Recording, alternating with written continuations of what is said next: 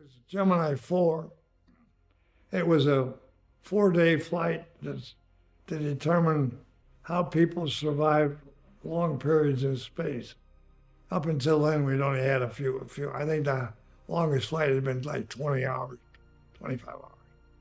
So we went up for four days and came back, and we had a lot of medical examinations before we went up and when we came back. It just showed that, it didn't affect you that much.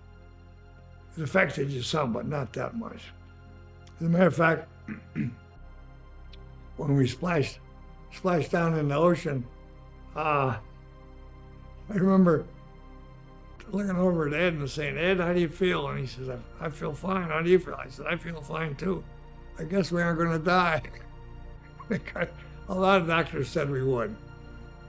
Nobody volunteers to go up on something that they know they're going to get killed on.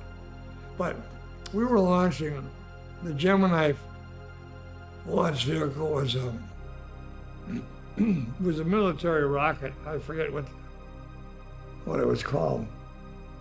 But when we were down at the Cape, and we were there a lot, we did some work in the blockhouse where they were going to launch the rocket from.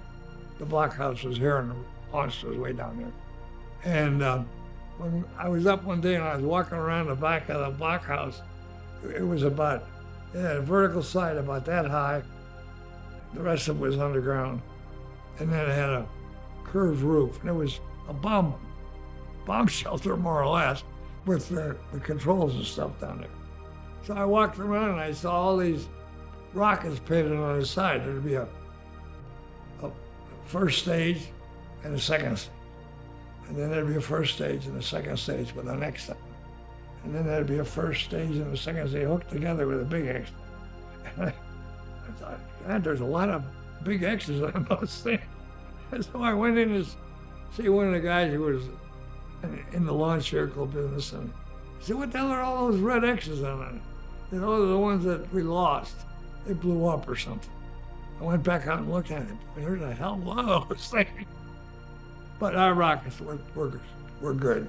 We never had a rocket problem. Ed White and I were old friends. We had gone to the University of Michigan together. He was getting a master's degree and I was getting a bachelor's degree in aeronautical engineering. He was a West Point graduate, and so he had no previous academic experience with aeronautics. So he and I were in the same classes for most of the stuff, although he was getting a master's degree. And so we met each other there, and then we flew together a lot. We just happened to start flying together a lot. So we knew each other very well. And then we went out to Edwards together, and we flew a lot together there. So we were in the same test pilot school class. We were quite good friends. He was one of my best friends ever, and we knew each other for a long time. Let's see, we probably met each other in about 1957 or so, and we flew together in '65, and then he got killed in about '67, I think. We'd been together so much, and I got picked to be the commander. I never sensed that it was a problem with Ed. And then when we got into Apollo, he was on the prime crew, and I was the commander of the backup crew. So we worked together years on that till he got killed. Yeah, we were a really close friend, and our families were too. I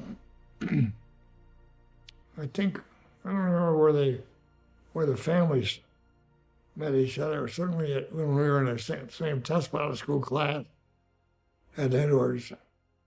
Yeah, we were very close.